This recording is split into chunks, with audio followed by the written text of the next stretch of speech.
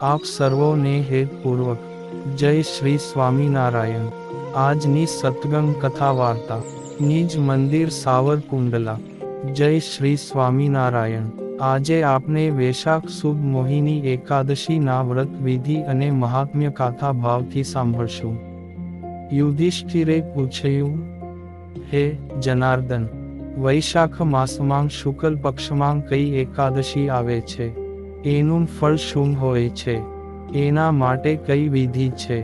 શ્રી કૃષ્ણ બોલ્યા, હે રાજન, પ્રાચીન કાળમાં પરમ બુદ્ધિમાન શ્રી રામે વશિષ્ઠજીને આ વાત પૂછી હતી કે જે આજે તમે મને પૂછી રહ્યા છો। શ્રી રામે કહ્યું, ભગવાન, જે બધાય પાપોનો ક્ષય અને બધા પ્રકારના દુઃખોનું નિવારણ કરનાર વ્રતોમાં ઉત્તમ વ્રત હોય એ હું સાંભળવા ઈચ્છું છું। વશિષ્ઠજી બોલ્યા, શ્રી રામ, તમે ઘણી ઉત્તમ વાત કહી છે। મનુષ્ય તમારું નામ લેવાથી બધા પાપોથી શુદ્ધ થઈ જાય છે, છતાં પણ લોકોના હિતની ઈચ્છાથી હું પવિત્ર માં પણ પવિત્ર ઉત્તમ વ્રતનું વર્ણન કરીશ। વૈશાખ માસમાં શુક્લ પક્ષમાં જે એકાદશી આવે છે એનું નામ મોહિની છે। એ બધાય પાપોનું નિરાકરણ કરનારી એકાદશી છે।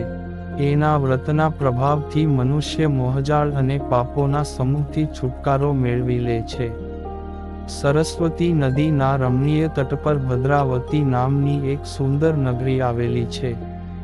ચંદ્રવંશમાં ઉત્પન્ન થયેલા અને સત્ય પ્રતિજ્ઞ ધૃતિમાન નામના રાજા ત્યાં રાજ્ય કરતા હતા।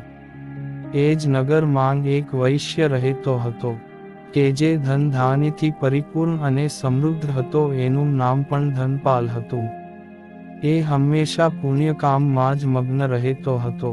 પ્રજા માટે પરબો, તળાવો, કૂવા, ધર્મશાળા, બગીચાઓ અને ઘરો બનાવડાવતો।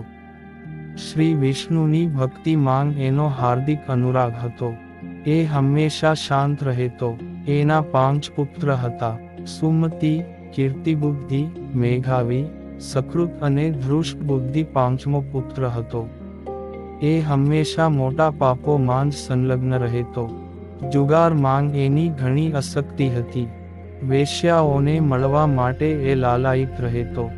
એનું મન ન તો દેવતાઓના પૂજનમાં લાગતું કે ના પિતૃઓ તથા બ્રાહ્મણોને સત્કારવામાં। એ દુષ્ટાત્મા અત્યાચારના માર્ગ પર ચાલીને પિતાનું ધન બરબાદ કરતો। એક દિવસ એ વેશ્યાના ગળામાં હાથ રાખીને ચોવાટે ફરતો જોવા મળ્યો ત્યારે પિતાએ એને ઘરમાંથી કાઢી મૂક્યો અને બધું બાંધવોએ પણ એનો પરિત્યાગ કરી દીધો। હવે એ દિવસ રાત દુઃખ અને શોકમાં ડૂબી ગયો, અનેક પ્રકારના કષ્ટો ભોગવતો જ્યાં ત્યાં ભટકવા લાગ્યો। એક દિવસ કોઈ પુણ્યના પ્રતાપે એ મહર્ષિ કૌંડિન્યના આશ્રમ પર જઈ પહોંચ્યો।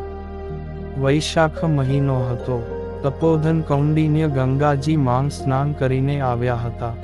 દુષ્ટ બુદ્ધિ શોકથી પીડિત થઈને મુનિવર પાસે ગયો અને હાથ જોડીને તેમની સમક્ષ ઊભો રહીને બોલ્યો, બ્રાહ્મણ, દિવ્ય શ્રેષ્ઠ, મારા પર કૃપા કરીને કોઈ એવું વ્રત બતાવો કે જેના પુણ્યના પ્રભાવથી મારી મુક્તિ થાય।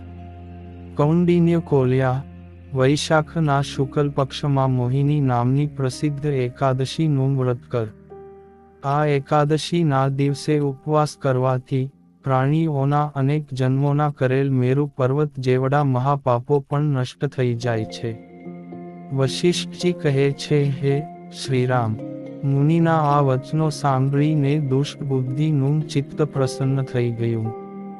એણે કૌંડિન્યના વચન પ્રમાણે વિધિપૂર્વક મોહિની એકાદશીનું વ્રત કર્યું।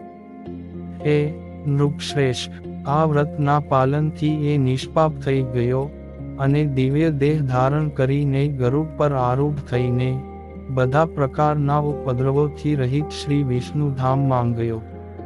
આ પ્રમાણે મોહિની એકાદશીનું વ્રત ઘણું જ ઉપયોગી છે। એ વાંચવાથી અને સાંભળવાથી 1000 ગૌદાનનું ફળ મળે છે।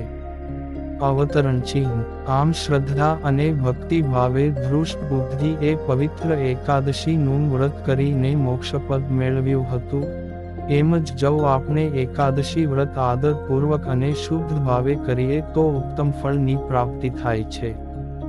જય શ્રી સ્વામિનારાયણ.